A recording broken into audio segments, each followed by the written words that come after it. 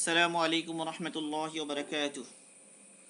إن الحمد لله نحمده تعالى ونشكره ونتوب إليه ونستغفره ونعوذ به من شرور أنفسنا وسيئات أعمالنا. من يهده الله فهو المهتد ومن يضلل فلن تجد له وليا مرشدا. ونشهد أن لا إله إلا الله وحده لا شريك له، له الملك وله الحمد، يحيي ويميت وهو على كل شيء قدير. ونشهد أن سيدنا ومولانا محمدا عبده ورسوله صلى الله عليه وعلى آله وأصحابه وبارك وسلم تسليما كثيرا كثيرا. باب الإخلاص وإهدار النية في جميع الأعمال والأقوال البارزة والخفية. ونبي إسحاق سعد بن أبي وقاص مالك بن وحيب بن عبد مناف بن زهرة بن كلاب بن مرة ابن كعب بن لؤي القرشي الزهري رضي الله عنه أحد العشرة المشهود لهم بالجنة رضي الله عنهم قال: جاءني رسول الله صلى الله عليه وسلم يعودني عام حجة الوداع من وجع اشتد بي، فقلت يا رسول الله إني قد بلغ بي من الوجع ما ترى، وأنا ذو مال ولا يرثني إلا ابنة لي، أفأتصدق بثلث مالي؟ قال لا. قلت فالشطر يا رسول الله؟ فقال لا. قلت فالثلث يا رسول الله؟ قال الثلث، والثلث كثير أو كبير. إنك إن تذر ورثتك أغنياء خير من أن تذرهم آلة يتكففون الناس، وإنك لن تنفق نفقة يبتغي بها وجه الله إلا وجرت عليها حتى ما تجعل في امرأتك. قال فقلت يا رسول الله أكلف بعد أصحابي؟ قال إنك لن تكلف فتعمل عملا تبتغي به وجه الله إلا ازددت به درجة ورفعة، ولعلك أن تخلف حتى ينتفي بك أقوام ويضر بك آخرون. اللهم أمضي لأصحابي هجرتهم ولا تردهم على عقابهم، لكن البائس سعد بن قولة يرثي له رسول الله صلى الله عليه وسلم أن مات بمكة. متفق عليه. আলহামদুলিল্লাহ, আল্লাহ পাকের মেহেরবানি, আল্লাহ পাকের ইহসান, আল্লাহ পাকের তৌফিকে আজ এটি আমাদের অষ্টম দার্স রিয়াদুস সালিহিন কিতাব থেকে আমাদের আলোচনা চলছে প্রথম অধ্যায়, এবং আজকে আমাদের আলোচনার বিষয়বস্তু ষষ্ঠ হাদিস। এই হাদিসের সংক্ষিপ্ত তরজমা। সাদ ইবনে আবি ওয়াক্কাস রাদিয়াল্লাহু তাআলা আনহু, তিনি এই হাদিসের রাবী। তো তিনি হচ্ছেন জান্নাতের সুসংবাদ প্রাপ্ত 10 জন সাহাবীর একজন। তিনি বলেন, রাসূল সাল্লাল্লাহু আলাইহি ওয়াসাল্লাম আমাকে দেখতে এলেন বিদায় হজের সময়ে। আমি খুব অসুস্থ হয়ে পড়েছিলাম মক্কায়, সেখানে আল্লাহ রসুল আমাকে দেখতে এলেন। আমি বললাম, হে আল্লাহ রসুল, আমার তো খুবই অসুস্থতা বেড়ে গেছে, আমি খুবই অসুস্থ হয়ে পড়েছি, আপনি দেখছেন। আর আমি আলহামদুলিল্লাহ মালদার মানুষ, এবং আমার ওয়ারিসদের মধ্যে কেবল একজনই আছে যে আমার মেয়ে। এখন আমি কি হে আল্লাহ রসুল, আমার মালের 2/3, 3 ভাগের 2 ভাগ কি আমি সদকা করে দিব? আল্লাহ রসুল বললেন যে না। এবার আমি আবার বললাম, ইয়া রাসূলুল্লাহ, আমি কি তাহলে আমার মালের অর্ধেক সদকা করে দেব? আল্লাহ রসুল বললেন যে না। এবার আমি আবার জিজ্ঞেস করলাম, হে আল্লাহ রসুল, তাহলে আমি আমার মালের 3 ভাগের 1 ভাগ সদকা করে দিই? আল্লাহ রসুল বললেন, 3 ভাগের 1 ভাগ হতে পারে, বাকি 3 ভাগের 1 ভাগ সেটাও অনেক বেশি। নিশ্চয়ই তুমি তোমার ওয়ারিসগণকে ধনী রেখে যাওয়া উত্তম, অনেক উত্তম, তাদেরকে অভাবী রেখে যাওয়া চাইতে, যে এই অবস্থায় যে তারা অভাবের কারণে মানুষের কাছে হাত পাততে বাধ্য হয়। অভাবী রেখে যাওয়া এমন অবস্থায় যে অভাবের কারণে তারা মানুষের কাছে হাত পাতে, এর চাইতে উত্তম হলো তুমি তাদেরকে তুমি মালদার অবস্থায় রেখে, ধনী অবস্থায় রেখে যাও, সেটা উত্তম। কারণ নিশ্চয়ই তুমি যে কোনো মাল খরচ করবে, এবং সেই মাল খরচ দ্বারা তোমার উদ্দেশ্য হবে কেবল আল্লাহকে সন্তুষ্ট করা, এমন যদি হয় তাহলে তুমি সেই মাল খরচের উপর নেকি পাবে। চাই সেটা তুমি তোমার স্ত্রীর মুখে যে লোকমা তুলে দাও সেটা হোক না কেন, মানে তুমি যে তোমার স্ত্রীর মুখে লোকমা তুলে দাও, সেই লোকমা তুলে দেওয়ার সময়ও যখন তুমি সেটার দ্বারা আল্লাহ পাকে সন্তুষ্টি নিয়ত করবে, তো সেখানেও তো তুমি নেকি পাচ্ছ। আমি বললাম হি আল্লাহ রসুল, এটা হলো দ্বিতীয় অংশের পরে। এরপর আমি বললাম হি আল্লাহ রসুল, আমি কি আমার ভয় হচ্ছে, আমি কি মানে মক্কায় কি আমি ইন্তেকাল করে যাব, ফলে আমি ফজিলতের দিক দিয়ে আমার অন্য সাথীদের কাছ থেকে পিছিয়ে পড়বো হে আল্লাহ রসুল। মানে এখানে শব্দটা হলো, তিনি বলছেন যে ইয়া রাসূলুল্লাহ ওখাল্লাফু বাদ আসহাবি, আমি কি আমার সাথীদের কাছ থেকে পিছিয়ে পড়বো। এই পিছিয়ে পড়ার মানা হলো দুইটা। এক হতে পারে যে আমার অসুস্থতার কারণে সাহাবারা যখন মক্কা থেকে মদিনায় ফিরে যাবে, তো আমাকে অসুস্থতার কারণে মক্কায় রেখে যাওয়া হয়, তাহলে আমি পিছিয়ে পড়লাম। অথবা আমার যদি মক্কা ইন্তিকাল হয়ে যায়, মক্কা থেকে তো আমি আল্লাহর সন্তুষ্টির জন্য হিজরত করে মদিনায় চলে গিয়েছি, আবার সেই মক্কাতেই যদি আমার ইন্তিকাল হয়ে যায়, তো আশঙ্কা হলো যে মক্কায় ইন্তিকাল হয়ে গেলে হিজরতের যে নেকি, সেই নেকি কিছু কমে যায় কিনা, এই আশঙ্কার কারণে তিনি বলছেন যে আল্লাহ রসুল, যে আমার আশঙ্কা হচ্ছে যে আমি কি আমার ইন্তিকাল হয়ে যাবে এখানে মক্কায়, আর আমি সবের দিক দিয়ে পিছিয়ে পড়বো, এই আমার আশঙ্কা হচ্ছে। তখন আল্লাহ রসুল বললেন এই কথা যে না, সেরকম হবে না, মানে তুমি থেকে যাবে না, বরং এরপরেও তুমি অনেক নেক আমল করবে আল্লাহ পাকের সন্তুষ্টির জন্য, যেই সমস্ত নেক আমলের মাধ্যমে তোমার মর্যাদা বেড়ে যাবে আল্লাহ পাকের কাছে, এবং সম্ভবত তুমি আমার পরেও জীবিত থাকবে দুনিয়াতে, এবং তোমার দ্বারা অনেক জাতি উপকার হাসিল করবে, এবং অনেকেই তোমার দ্বারা ক্ষতিগ্রস্ত হবে। এরপর আল্লাহ রসুল দোয়া করা শুরু করলেন। আল্লাহ রসুল বললেন হে আল্লাহ, আপনি আমার সাহাবাদের হিজরতকে পরিপূর্ণ করে দিন, এবং তাদেরকে হক থেকে আবার হক থেকে বাতিলের দিকে ফিরিয়ে নিয়ে যাবেন না। এমন যেন না হয় যে তারা দিন থেকে পিছনে পড়ে যায়, দিন থেকে সরে যায়, এরকম যেন না হয়। রসুল দোয়া করলেন। এবং সাথে আল্লাহ রসুল, মানে এই কথাটা এখানে যুক্ত আছে সাথে, যে লাকিনিল বাইসু সাদ ইবনে খাওলাতা ইয়ারসি লাহু রাসূলুল্লাহ সাল্লাল্লাহু আলাইহি ওয়াসাল্লাম আন মাতা বিমাক্কাতা। রাসূল সাল্লাল্লাহু আলাইহি ওয়াসাল্লাম একজন সাহাবী, খাওলা, সাদ ইবনে খাওলা, ওনার এক স্ত্রী ছিল মক্কায়, উনি হিজরত করে চলে গিয়েছেন। এখন সেই স্ত্রীর সাক্ষাতের জন্য তিনি মক্কায় এসেছেন, এটা আগের ঘটনা। সেখানে সেই অবস্থায় তিনি অসুস্থ হয়ে ইন্তিকাল করেছেন। এখন রসুল সাল্লাল্লাহু আলাইহি ওয়াসাল্লাম এই যে মক্কায় এসে ইন্তিকাল করেছেন উনি, এই কারণে রসুল সাল্লাল্লাহু আলাইহি ওয়াসাল্লাম তার জন্য আফসোস করেছেন আগে। তো এই জন্য ওই সেই কথাটা এখানে রাবি এনেছেন এই জন্য, যে যেহেতু সাদ ইবনে খাওলা তিনি মক্কায় ইন্তিকাল করার কারণে আগে রসুল তার উপরে আফসোস করেছেন, এবং তার জন্য রসুল শোক প্রকাশ করেছেন এটার উপরে, যে যদি এমন না হতো। তো এখন সাদ ইবনে আবি ওয়াক্কাস উনি প্যারেশান হচ্ছেন এই জন্য, যদি হজ করতে এসে ওনার ইন্তিকাল হয়ে যায় মক্কায়, তো মক্কা থেকে তো উনি আল্লাহর সন্তুষ্টির জন্য হিজরত করে চলে গিয়েছিলেন, সে মক্কাতেই যদি আবার ইন্তিকাল হয়ে যায়, তো উনি আশঙ্কা করছেন যে আমার যে হিজরতের নেকি আল্লাহর জন্য করেছি সেটা কমে যায় কিনা। এই আশঙ্কা থেকে তিনি আল্লাহ রসুলকে এই কথাটা বললেন।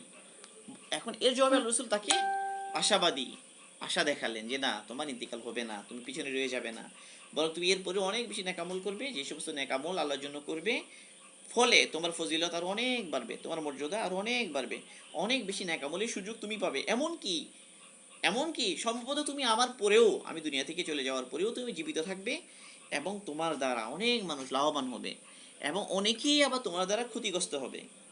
এতটুকু বলে আল্লাহ রাসূল সমস্ত সাহাবীদের জন্য দোয়া করলেন, হে আল্লাহ, আপনি আমার সাহাবীদের হিজরতকে পরিপূর্ণ করে দিন, এবং তাদেরকে হকের উপর অটল রাখুন, যেন কেউ হক থেকে ফিরে না যায়, কেউ মোরতাদ হয়ে না যায়, দিন থেকে সরে না যায়। এই জন্য আল্লাহ রাসূল দোয়া করছেন। এই হলো মোটামুটি হাদিসের মানা। তো এখানে এই হাদিসের মধ্যে অনেকগুলো গুরুত্বপূর্ণ বিষয় আছে। শুরুতে আমরা রাবি সম্পর্কে কিছু বিষয় জানি। সাদ বিন আবি ওয়াক্কাস রাদিয়াল্লাহু তাআলা আনহু, সাদ বিন আবি ওয়াক্কাস রাদিয়াল্লাহু তাআলা আনহু একদম শুরুর দিকে মুসলমান যারা হয়েছেন তাদের একজন, একদম শুরুতে মক্কায় একদম শুরুতে যারা মুসলমান হয়েছেন তাদের একজন। তার নাম হচ্ছে আবু ইসহাক, এটা হলো তার কুনিয়াত, ডাক নাম। তার শারীরিক বৈশিষ্ট্যের ব্যাপারে বলা হয় যে তিনি একটু বেঁটে ছিলেন, একটু মোটা ছিলেন, কোঁকড়ানো চুল ছিল তার, বড় মাথা ছিল, এবং তিনি কালো খেজাব ব্যবহার করতেন। 17 বছর বয়সে তিনি ইসলাম গ্রহণ করেন, তিনি যখন ইসলাম গ্রহণ করেছেন তখন কিন্তু নামাজও ফরজ হয়নি, মানে নামাজের যে ফরজ বিধান সেটা তখনও কি হয়নি, নাজিল হয়নি, নামাজের ফরজিয়ত আসেনি। ওই অবস্থায় মুসলমান হয়েছেন এবং ইসলাম গ্রহণ করার কারণে ওনাকে অনেক বড় পরীক্ষা দিতে হয়েছে, বিশেষ করে ওনার মা ওনাকে অনেক বেশি ওনার সাথে কঠোরতা শুরু করেন ইসলাম কবুল করার পরে। এক পর্যায়ে ওনার আম্মা কসম খান যে তুমি যদি ইসলাম ছেড়ে না দাও তাহলে আমি তোমার সাথে কথা বলবো না, আমি কিছু খাবো না, আমি কিছু পান করবো না। এই অবস্থায় 3 দিন পার হয়ে যায় যে মা কিছু খাচ্ছেন না, কিছুই পান করছেন না। এক পর্যায়ে অবস্থা খুব শোচনীয় হয়ে যায়, মুমূর্ষু হয়ে যায়। তো ওনার আরেক ভাই আম্মারা তিনি তার মাকে এই অবস্থায় জোর করে পানি পান করিয়ে দেন। কিন্তু এত কঠিন অবস্থায়ও তিনি ইসলাম ছাড়েননি। এত কিছুর পরেও মা যত জোরাজোরি করুন না কেন তিনি ইসলাম ছাড়ার জন্য রাজি হননি। সাদ বিন আবি ওয়াক্কাস তিনি অনেক হাদিসও বর্ণনা করেছেন। ওনার বর্ণিত মোট হাদিস 271টি এবং বুখারী এবং মুসলিম দুই জায়গায় আছে ওনার এমন হাদিসের সংখ্যা 15টি। আর শুধু বুখারীতে আছে এমন হাদিসের সংখ্যা 5টি, শুধু মুসলিমে আছে এরকম হাদিসের সংখ্যা 18টি। এবং আশারাইয়া মুবাশশারা যাদেরকে বলা হয়, যাদের ব্যাপারে আল্লাহ রাসূল বলেছেন তারা জান্নাতি, আশারাইয়া মুবাশশারা যারা দুনিয়াতে থেকে যারা জান্নাতের সুসংবাদ শুনেছেন রাসূলের মুখে। আসল কথা হলো অনেকের ব্যাপারে রাসূল সাল্লাল্লাহু আলাইহি ওয়াসাল্লাম জান্নাতের সুসংবাদ শুনিয়েছেন, বাকি এই 10 জনের কথায় 10 জনের ব্যাপারে আল্লাহ রাসূল একসাথে বলেছেন, নাম ধরে একসাথে বলেছেন। এই আবু বকর জান্নাতি, ওমর জান্নাতি, এভাবে সাদ জান্নাতি, এভাবে 10 জনকে একসাথে বলেছেন। তাদের মধ্যে তিনি একজন। এবং তিনি রসুলের আগে হিজরত করেন, রসুলের সাথে সব জিহাদে শরীক ছিলেন এবং জিহাদের ময়দানে সবসময় অগ্রগামী থাকতেন। এবং বলা হয় যে তিনি আল্লাহ রাস্তায় প্রথম তিনি নিক্ষেপকারী মুসলমানদের মধ্য থেকে।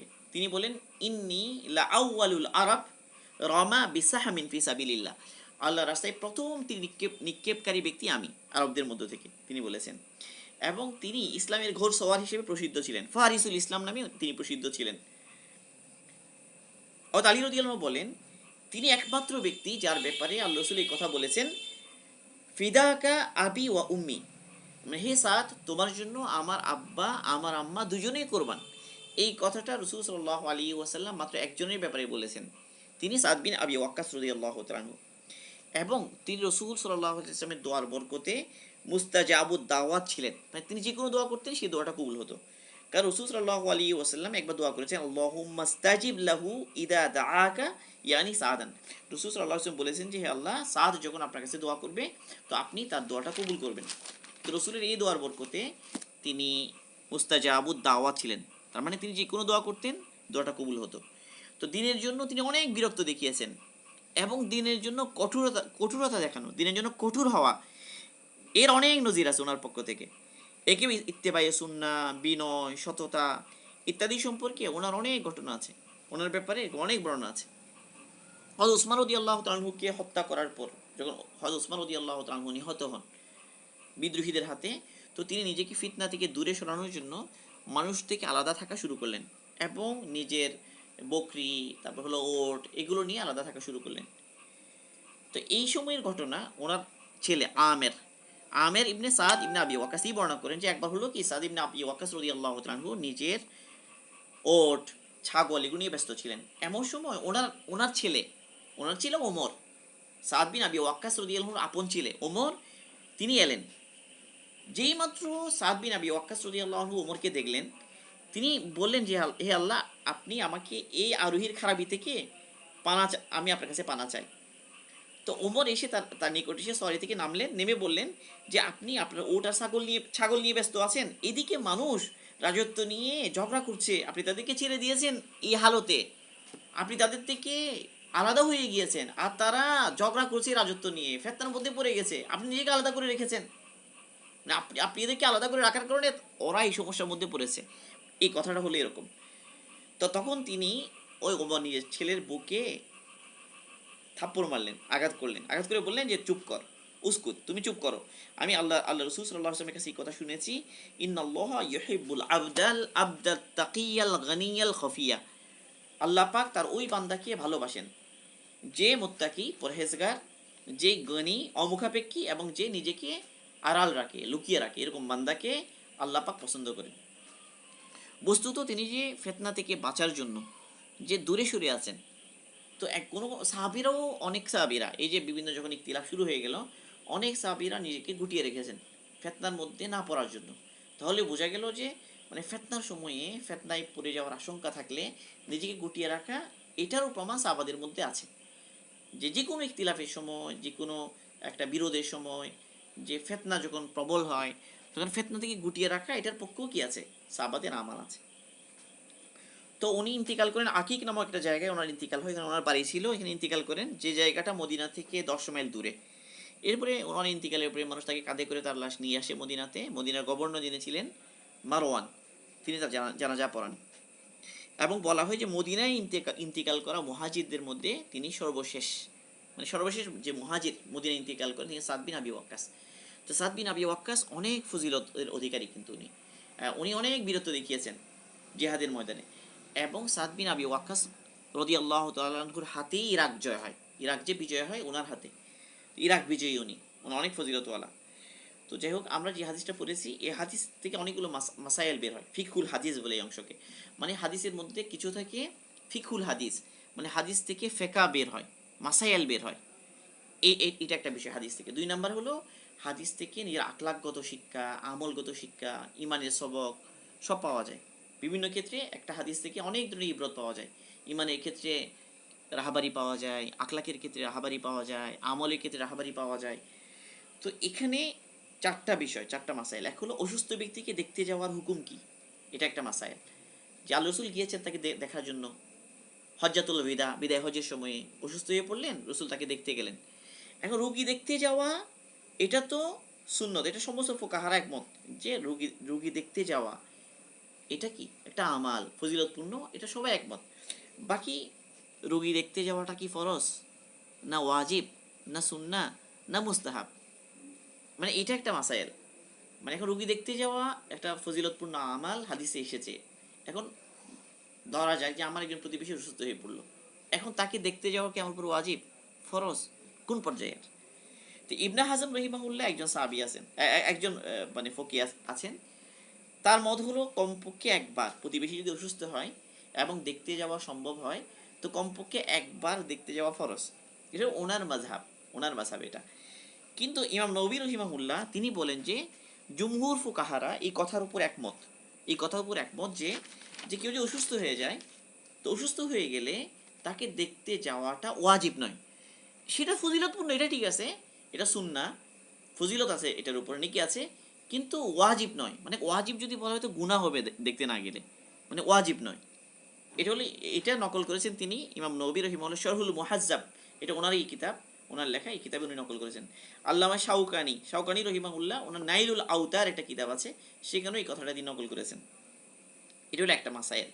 তাহলে বোঝা গেল যে অসুস্থ ব্যক্তিকে দেখতে যাওয়া এটা সুন্নাহ, এটা ওয়াজিব নয়। মানে কোনো কারণে যদি দেখতে যেতে না পারে তাহলে গুনাহগার হবে না। বাকি দেখতে যাওয়াটা উত্তম, ফজিলতপূর্ণ, যেহেতু অনেক ফাজাইল এসেছে। 2 নম্বর মাসাইল যেটা, যে একজন ব্যক্তি অসুস্থ হয়ে গেল, অসুস্থ অবস্থায় নিজের অসুস্থতার কথা, কষ্ট যে পাচ্ছে কথা মুখ দিয়ে বলতে পারবে কিনা, যে আমার কষ্ট হচ্ছে, আমার শরীরের অসুস্থতা বেশি বেড়ে গেছে, নিজের অবস্থা খারাপ হয়ে যাচ্ছে, কষ্ট পাচ্ছে, এই কথাগুলো বলাটা জায়েজ কিনা, জায়েজ না না জায়েজ। এই হাদিসের মধ্যে দেখা যাচ্ছে কি সাদ বিন আবি ওয়াক্কাস রাদিয়াল্লাহু তাআলা আনহু রাসূলকে বললেন, হে আল্লাহর রাসূল, আমার খুব কষ্ট হচ্ছে, আপনি দেখছেন আমি একদম খুব মুমূর্ষু অবস্থায় পৌঁছে গিয়েছি, মানে নিজের অসুস্থতার হালতটা তিনি বলছেন। এখন এই বলাটা কি, এটা কি ফরজ, ওয়াজিব, নাকি এটা মাকরু, নাকি এটা হারাম, এটা কি বলা যাবে না যাবে না, এটা একটা মাসাইল। ইমাম নবী রহিমাহুল্লাহ বলেন যে সঠিক উদ্দেশ্যে, যদি উদ্দেশ্য সঠিক হয়, সঠিক নিয়তকে সামনে রেখে, ধরা যায় কেউ আমাকে দেখতে আসলো, আমি অসুস্থ, তো তার কাছ থেকে দোয়া নেওয়ার জন্য, দোয়া পাওয়ার জন্য বলা জায়েজ। একইভাবে নিজের অবস্থা বলে ফতোয়া নেওয়ার জন্য, ধরা যাক যে অসুস্থ, এখন দাঁড়াতে পারছে না, তো নামাজ কেমনে পড়বে, তো এই কথা জিজ্ঞেস করতে গেলে তো নিজের অবস্থা বলতে হবে, আমার এই হালত, এই হালত আমি কি করব, তো ফতোয়া নেওয়ার জন্য নিজের অসুস্থতার হালতটা বলা জায়েজ। একইভাবে চিকিৎসার জন্য ডাক্তার এসেছে, ডাক্তারকে প্রকৃত হালত না বললে বুঝবে কেমনে তিনি, কিসের ভিত্তিতে তিনি চিকিৎসা দিবেন, তো এই জন্য চিকিৎসা পাওয়ার জন্য বলা, এটা জায়েজ। তাহলে নিজের দোয়া চাওয়ার নিয়তে। তারপরে হলো ওসিয়ত, অনেক সময় ওসিয়ত করতে হয় মৌতের আগে। তো ওসিয়ত কখন করে মানুষ, যখন খারাপ অবস্থা হয়, তো ওসিয়তের আগে নিজের অবস্থা বলে ওসিয়ত করা, এটাও কি জায়েজ।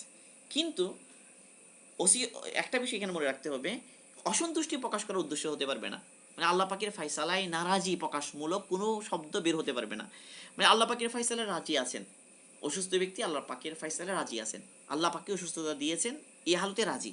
কোনো আল্লাহ পাকের ফায়সালার উপরে, তাকদীরের উপরে অসন্তুষ্টিমূলক কোনো শব্দ বের করতে পারবেন না, এবং ওই অসন্তুষ্টি অন্তরে থাকতে পারবে না। বাকি এই শর্তে নিজের অবস্থা বলা, খারাপ হয়ে গেছে শরীর, এটা জানানোর মধ্যে কোনো দোষের কিছু নেই। কিন্তু যদি অন্তরে অসন্তুষ্টি থাকে, অসন্তুষ্টির সাথে যদি বলে, সেটা কিন্তু মাকরু, মানে মাকরু তাহারিমি বা হারামের কাছাকাছি এরকম। অসন্তুষ্টি প্রকাশ করার জন্য বলা যায়, জায়েজ নয়। আর এরকম যদি কেউ বলে, কোনো অসুস্থ ব্যক্তি, অসুস্থতার একটা নেকি আছে না, অসুস্থ হয়ে গেলে আল্লাহ পাকে নেকি দেন, গুনাহ মাফ করে দেন। এই যে অসুস্থতার কারণে যে নেকিটা কমে যায়, অসুস্থ হয়ে গেলাম, এখন আমি শুধু অভিযোগ করলাম, অসন্তুষ্টি প্রকাশ করলাম, যেটার দ্বারা নারাজি বোঝা গেল, আল্লাহ পাকের ফায়সালায় আমি রাজি না এরকম বোঝা গেল, তাহলে এরকম যদি হয়ে যায়, তাহলে আমার যে নেকি এটা কমে যাবে। কারণ অসুস্থ অবস্থা একটা নেকি, অসুস্থতা আল্লাহ পাক নেকি দেন। আগে সব আমার লেখা হতে থাকে। এক ব্যক্তি অসুস্থ হওয়ার আগে এগুলো তাহাজ্জুদ পড়তো, এখন অসুস্থতার কারণে তাহাজ্জুদ পড়তে পারে না, তার নেকি সে পাচ্ছে। ওজরের কারণে বিভিন্ন আমল করতে পারে না, সব নেকি পাচ্ছে। আর এমনিতেই সবরের কারণে নেকি পাচ্ছে অসুস্থ অবস্থায়। এই সব নেকি কমতে থাকে যখন সে অভিযোগ করে। এটা গেল 2 নম্বর মাসআলা। 3 নম্বর হলো ওয়াসিয়তের হুকুম। এখানে উনি আল্লাহ রসুলের কাছে বললেন যে, আল্লাহ রসুল, আসলে এখানে মূল ঘটনাটা আরো বিস্তারিত বলেছেন ওলামা ইকরাম, মানে বিভিন্ন সরার মধ্যে। সৈয়দ আহমদ কলমপুর ইসাব রহিমাহুল্লাহ ওনার বুখারী শরীফে যে সরা লিখেছেন, তিনি সেখানে আরেকটু বিস্তারিত বলেছেন। তিনি বলেছেন আসলে তার উদ্দেশ্য ছিল এটা যে, আমার মেয়ে একটা, তাকে আমি বিয়ে দিয়ে দিয়েছি, যেখানে বিয়ে দিয়েছি সে অবস্থা সম্পন্ন, তার কোনো জরুরত নেই, প্রয়োজন নেই, অভাবই না, সে সুন্দরভাবে সে চলছে। কারণ এই অবস্থায় যদি আমার মালের 3 ভাগের 2 ভাগ আমি সাদকা করে দিই গরিব মুসলমান বা আরো যারা অভাবী তাদের জন্য, আমার দিলে চাচ্ছে, তো আমি এটা ওসিয়ত করে দিব কিনা। তো আল্লাহ রসুল বললেন যে না, 3 ভাগে 2 ভাগ করাটা ঠিক হবে না। তিনি বলেন তাহলে অর্ধেক সৎকা করে দিই, অর্ধেক ওসিয়ত করে দিই।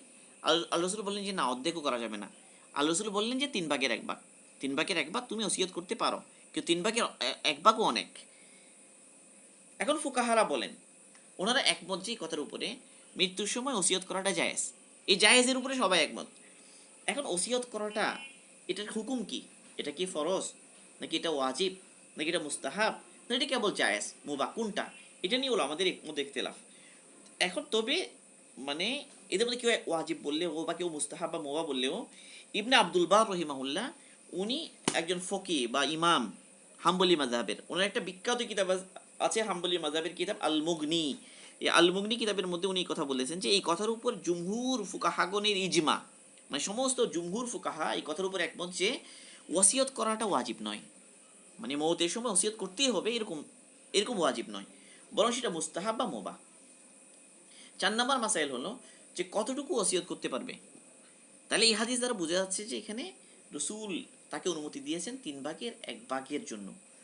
তাহলে বোঝা গেল যে ওসিয়ত যদি মানুষ করে, তাহলে উচিত যে 3 ভাগের 1 ভাগের মধ্যে ওসিয়ত করা, যা রেখে যাচ্ছে তার 3 ভাগের 1 ভাগের মধ্যে ওসিয়ত করবে। এখন যদি ওসিয়ত এর চাইতে বেশি করে ফেলে, তাহলে সেটা কার্যকর হবে না। একজন মানুষ মারা গেলে প্রথমে তার সম্পদ থেকে, তার রেখে যাওয়া সম্পদ থেকে তার দাফন কাফনের ব্যবস্থা করতে হবে। এই দাফন কাফনের খরচ এটা কে দিবে? ওই ওনার যে রেখে যাওয়া সম্পদ থেকে ব্যবস্থা করা হবে, 1। 2 নাম্বার, ওনার যদি কর্জ থাকে সেই কর্জ পরিশোধ করা হবে। 3 নাম্বার, উনি যদি ওসিয়ত করে গিয়ে থাকেন, সেই ওসিয়তটা যে 3 ভাগের, আর বাকি যে টাকা সম্পদ আছে তার 3 ভাগের 1 ভাগ এর মধ্যে তার ওসিয়তটা কার্যকর হবে, এবার ওসিয়ত পূরণ করা হবে। ওসিয়ত পূরণ করার পরে এই মাল তার আওলাদদের মধ্যে, ওয়ারিসদের মধ্যে বন্টন করা হবে।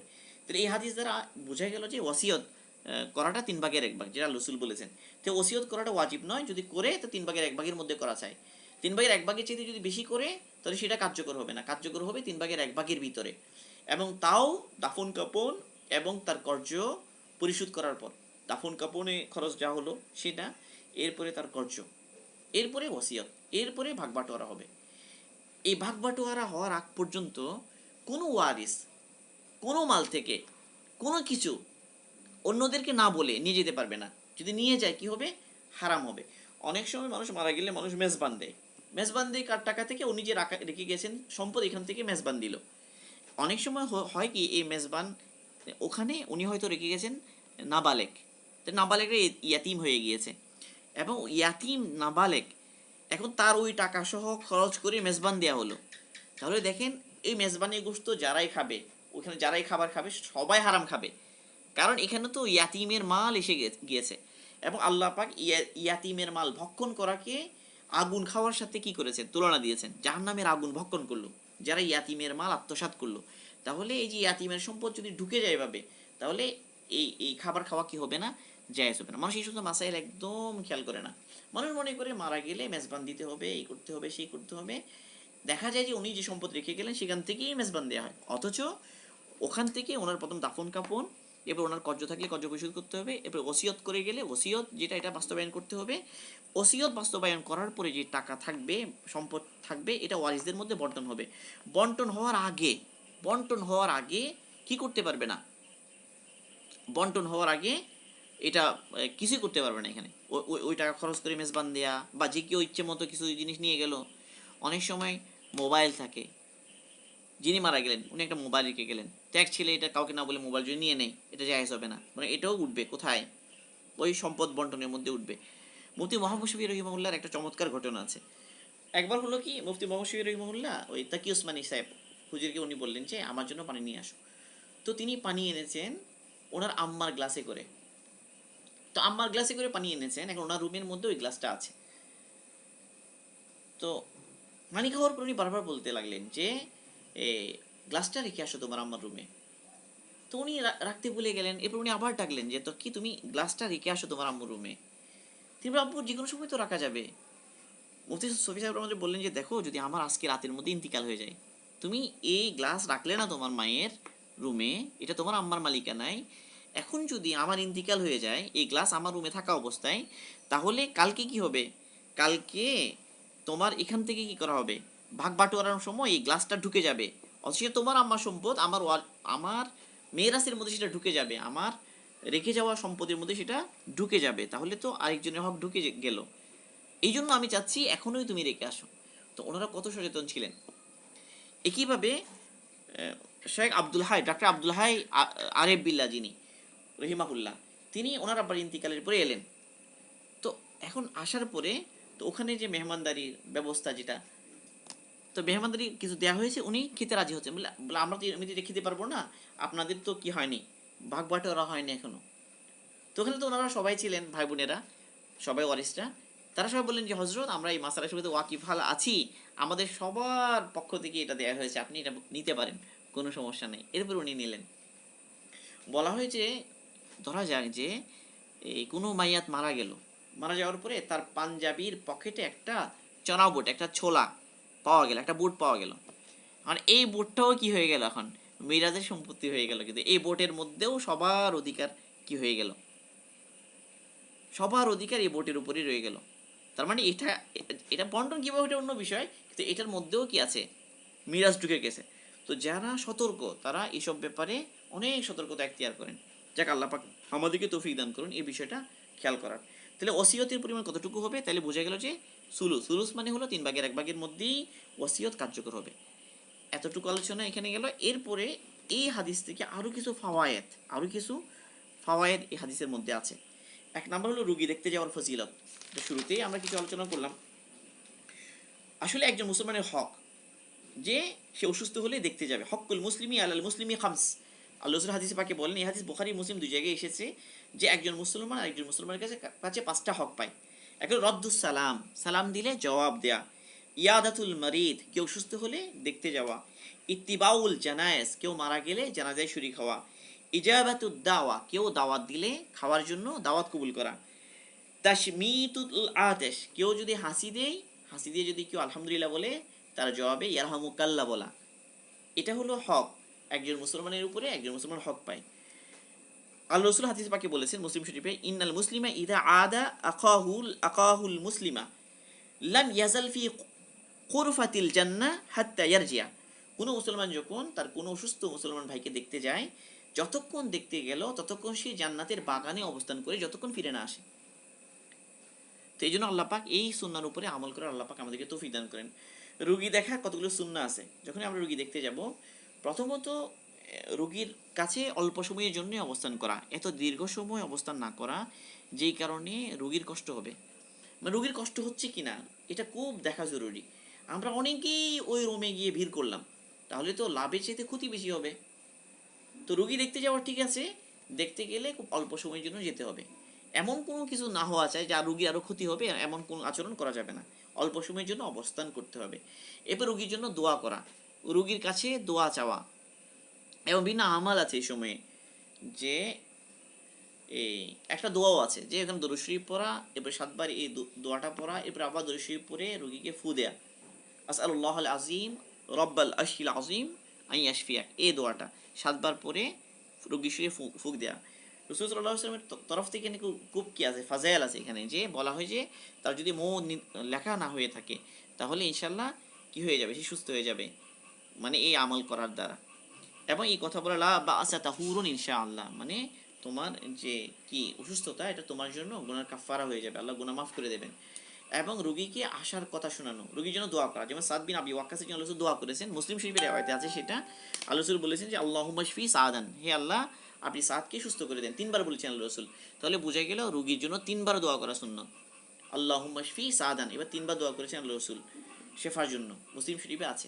রোগীর জন্য সুস্থতা দেওয়া করা, রোগীকে আশার বাণী শোনানো, যেমন আল্লাহ রাসূল এখানে শোনালেন যে না তুমি সুস্থ হবে, ফিরে যাবে, এবং তুমি আরো বেঁচে থাকবে। রসুল তো অবশ্য কি ছিলেন, রসুল তো নবী ছিলেন, রসুলকে আল্লাহ পাক জানিয়ে দিয়েছেন, এলম রসুলের কাছে এসে গেছে, তাহলে রসুল তো একিনের সাথে বলতে পারেন, কিন্তু আমরা তো একিনের সাথে বলতে পারবো না।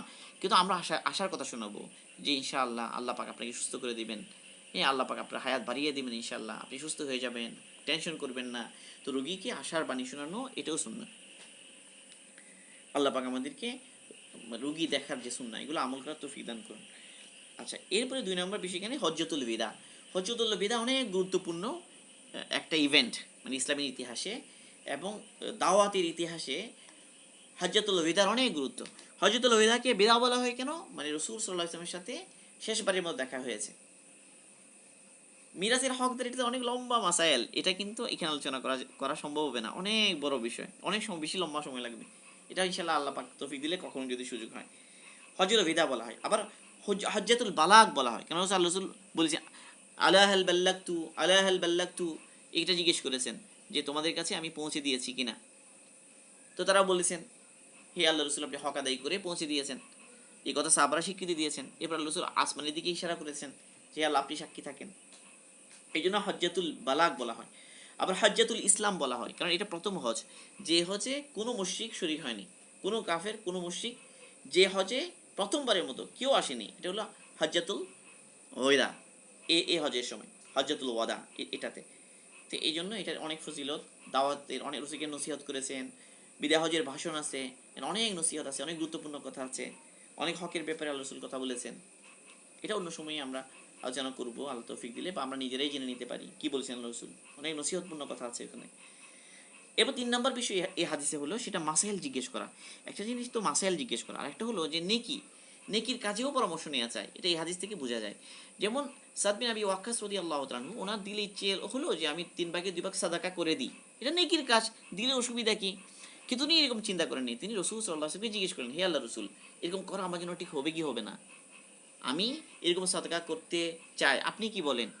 তাহলে কত সুন্দর করে রসুলের কাছ থেকে উনি পরামর্শ নিচ্ছেন, তাহলে বোঝা গেল জজবার সাথে বেশি আমল করে ফেলা এটাও কি না, এটাও নিয়ম নয়, বরং যারা জ্ঞানী তাদের কাছ থেকে একটা পরামর্শ করে নেওয়া চায় যে আমার জন্য এই আমলটা করা ঠিক হবে কি হবে না।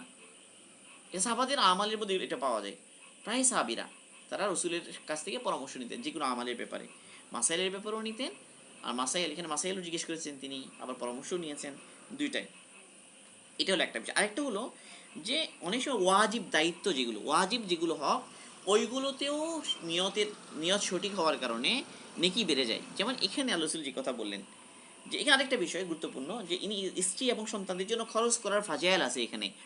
অনেক সময় আমাদের জজবা থাকে কি যে বাইরে মানুষের পিছনে বেশি খরচ করব, আল্লাহ রাস্তায় বেশি খরচ করব, দান সদকা বেশি করব। তো মানুষের অনেক সময় দান সাদাকা এগুলোর অনেক জজবা থাকে, নিজ সন্তানদের পিছনে খরচ করা, স্ত্রীর জন্য খরচ করা, এখানে মানুষ কি প্রণতা করে, অনেক দিনদাররা এখানে ভুল বুঝে, তারা মনে করে বাইরে খরচ করলে বেশি নেকি হবে, কিন্তু এখানে খরচ করলে কি হবে না, নেকি হবে বলে মনে করে না।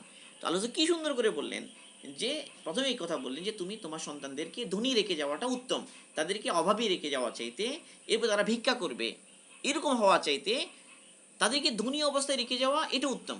তাহলে বোঝা গেল পরে যদি ধনী অবস্থায় রেখে যাওয়া এটা যদি উত্তম হয়, তাহলে এই যে সচ্ছল থাকা, তাদের তাদের জন্য ভরণ পোষণের ব্যবস্থা করা, সচ্ছলতার জন্য ফিকির করা, এটা কোনো নিন্দনীয় কিছু না, বরং কি প্রশংসনীয়। মৃত্যুর পরেও যেন তারা সচ্ছল থাকে, এটার ব্যাপারে রসুল তরগিব দিচ্ছেন। তাহলে যতক্ষণ আমরা জীবিত আছি, আল্লাহ পাক হালাল উপার্জন করার তৌফিক দান করেছেন, সামর্থ্য দান করেছেন, চাইলে হালাল রুজি করতে পারি, একটু বেশি ইনকাম করতে পারি ফিকির করে।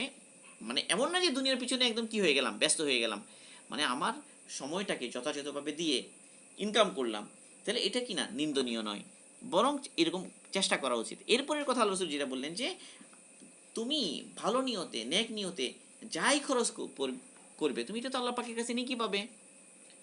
এমন উদাহরণ আল্লাহ রাসূল যেটা সেট করলেন, এটা আরো অসাধারণ। আল্লাহ রাসূল বললেন যে তোমার স্ত্রীর মুখে লোকমা তুলে দেওয়া, মানে বলার ধরনটা অসাধারণ। এখানে স্ত্রীর সাথে মহব্বত, ভালোবাসা, মানে অন্য যে কারো প্রসঙ্গ তুলতে পারতেন, এখানে আপনজন তো আরো অনেক আছে, কিন্তু সবচেয়ে গুরুত্বপূর্ণ বিষয় যেখানে স্ত্রীর কথাটা নিয়ে এলেন, স্ত্রীর মুখে। কারণ স্ত্রীর মুখে, স্ত্রীর জন্য দেয়াটা কিন্তু ওয়াজিব। স্ত্রীকে নাফাকা দেয়া এটা স্বামীর উপরে ওয়াজিব। বিয়ে করার পরে মানে স্বামীর উপরে কতগুলো জিনিস ওয়াজিব হয়, এগুলো তার জন্য একটা সুকনা দেওয়া, সুকনা বলা হয় যে বাসস্থান, আলাদা থাকার জায়গা। আলাদা থাকার জায়গা একটা বিল্ডিং দিতে হবে এটা জরুরি না, প্রাসাদ দিতে হবে এটা জরুরি না, তো একটা রুম এমনভাবে দিতে হবে এটা শুধু তার মালিকানা, অন্যরাও ওখানে হস্তক্ষেপ করবে, যখন ইচ্ছা তখন ঢুকে যাবে, ওইখান থেকে জিনিস নিয়ে যাবে, বা ওইটাও ব্যবহার করবে ইচ্ছে মতো, এটা কি নাই, জায়েজ নাই, বরং ওই রুমটা তাকে আলাদাভাবেই দিতে হবে। বরং আল্লাহ তৌফিক দিলে তার জন্য একদম পরিপূর্ণ পর্দার সাথে যেন সে তার জরুরতগুলো পূরণ করতে পারে, সব ধরনের জরুরতগুলো এরকম ব্যবস্থা করে দেওয়া চায়, এটা স্বামীর উপরে ওয়াজিব, এটা সুকনা বলা হয়।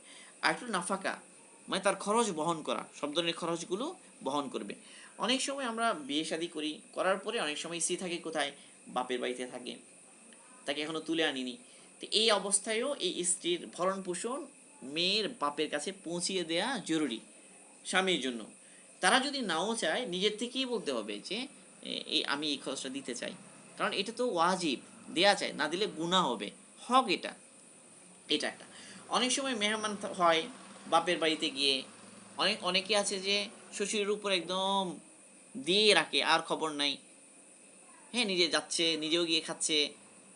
এই যে খরচ, মেহমান তো হতে পারে 3 দিন, তাই না, মেহমানদারি হক হলো 3 দিন, তো 3 দিনের পরেই তারা সন্তুষ্টির সাথে রাখলে তো ঠিক আছে, কিন্তু অনেক সময় এই সন্তুষ্টির খেয়াল করা হয় না, রেখে দিলাম, চাপিয়ে দিলাম, আমার আর কোনো খবর নেই। না, এমন এমন এমন করাটা ঠিক না, বরং এটা পেশ করা উচিত যে আমি খরচ দিতে চাই, মানে যে আত্মমর্যাদাবোধ যার আছে, সে এটা কি করবে, এটা সে খেয়াল করবে। এখন কথা হলো এটা তো স্ত্রীর হক, ওয়াজিব, দেওয়া উচিত। তারপরে এখানে রসুল কি বলেছেন, যে তুমি যদি আল্লাহ সন্তুষ্টির জন্য খরচ করো, তুমি নেকি পাবে। তাহলে এর দ্বারা বোঝা গেল ওয়াজিব হক যেগুলো, সেগুলো তো অনেক সময় মানুষ কি করে না, নেকি করে, নেকি নিয়ত করে না, এই সন্তানের জন্য খরচ করে, বলে আমার দায়িত্ব, বিবির জন্য খরচ করে মনে করছে আমার দায়িত্ব, বলে না, এখানেও কি নিয়ত করা যায়, এখানেও সওয়াবের নিয়ত করা যায়। কারণ কোরআনে পাক একটা সুন্দর আয়াত এসেছে সূরা লাইলের মধ্যে, মনে হয় সূরা লাইলের মধ্যে, ওই মুত্তাকি জাহান্নামকে বাঁচিয়ে দেয়া হবে কাকে, মুত্তাকিকে। মুত্তাকিকে আল্লাযী ইউতি মালাহু ইয়াতাযাক্কা, যে নিজের আত্মসংশোধনের জন্য মালকে খরচ করে, মানে মাল খরচ করলে বখিলি দূর হয়, কৃপণতা দূর হয়। জাকাত কেন ফরজ করা হলো, এর একটা উদ্দেশ্য এটা, অন্তর থেকে বখিলি দূর হয়ে যায়। তো আল্লাহ পাক বলছেন যে মুত্তাকিকে, যে তার মালকে নিজের আত্মশুদ্ধির জন্য খরচ করে, এক। এরপর দ্বিতীয় আয়াত, ওয়ামা লি আহাদিন ইনদাহু মিন নি'মাতিন তুজাজা, এই জন্য খরচ করে না যে ও আগে তার পক্ষ থেকে কোনো একটা নিয়ামত লাভ করেছে, কোনো একটা এহসান লাভ করেছে, এহসানের বদলা হিসেবে কিছু দিল, এরকম না, বরং ইল্লা বিতিগা ওয়াজহি রাব্বিহিল আলা, বরং সে খরচ করে আল্লাহকে সন্তুষ্ট করার জন্য। ওয়ালা সাউফা ইয়ারদা, আল্লাহ বলেন যে অচিরেই তাকে সন্তুষ্ট করে দেয়া হবে। তো এখানে আল্লাহ পাক যে বলেছে, সুন্দর করে আল্লাহ পাক এনেছেন যে আয়াতটা, যে আল্লাহর জন্য খরচ করা। এই জন্য ওলামারা সুন্দর বলেছেন, ইবনে হাজার আসকালানী রহিমাহুল্লাহ এই হাদিসে ব্যাখ্যায় বলেন যে এই হাদিস দ্বারা বোঝা গেল খরচ করাকে আল্লাহ পাকের সন্তুষ্টির সাথে করা, মানে আমরা যখনই খরচ করব, যেখানেই খরচ করি না কেন, তো আল্লাহ পাকের সন্তুষ্টির সাথে করাকে সত্যযুক্ত করা হয়েছে। যখনই আল্লাহ পাকের সন্তুষ্টির সাথে খরচ করবে, তো এর ভিত্তিতেই সে নেকি পাবে। তাহলে বোঝা গেল অনেক সময় নিয়তের দ্বারা ওয়াজিব দায়িত্ব যেটা, সেটার সওয়াবও কি হয়ে যায়, বেড়ে যায়। তো এটাও একটা গুরুত্বপূর্ণ বিষয়। মোটামুটি এই আলোচনাগুলো আমরা করলাম, এখানে আরও কিছু বিষয় রয়ে গিয়েছে, কিন্তু আমাদের সময় শেষ। আর কিছু বিষয় বাকি যেগুলো আছে ইনশাল্লাহ পাক তো তৌফিক দিল আগামীকাল ইনশাল্লাহ। তো আল্লাহ পাক আমাদের সবাইকে হাদিস মোতাবেক একটু আমল করার তৌফিক দান করেন। রসুলের সুন্নাহ মোতাবেক আমার জিন্দিগি সাজানোর তৌফিক দান করেন, আমাদেরকে আল্লাহ পাক ইখলাস দান করেন। এই সমস্ত হাদিস দ্বারা উদ্দেশ্য হলো ইখলাস। প্রথমেই আমরা বাবের মধ্যেই আছে বাবুল ইখলাস ওই হিদারি নিয়া, নিয়তকে হাজির করা। তো বিবির জন্য খরচ করছি, নিয়ত করি আল্লাহর জন্য। সন্তানের পিছনে খরচ করছি আল্লাহর জন্য। বাচ্চাদের জন্য নিয়ে আসতেছি এটা সেটা, তারা সন্তুষ্ট হবে, কিন্তু নিয়ত করি আল্লাহর জন্য। নিয়ত করবো আমরা এখানে, আমাদের নেকি পারবে ইনশাআল্লাহ। এবং নিয়ত করা চাই, কারণ খরচ করা এটা আল্লাহর জন্যই হওয়া চাই। খরচ এটা আল্লাহর জন্যই হওয়া চাই। আল্লাহ পাক আমাদের সবাইকে তৌফিক দান করুন। সুবহানাল্লাহি ওয়া বিহামদিহি, সুবহানাকাল্লাহুম্মা ওয়া বিহামদিকা, আশহাদু আল্লা ইলাহা ইল্লা আনতা, আস্তাগফিরুকা ওয়া আতুবু ইলাইক।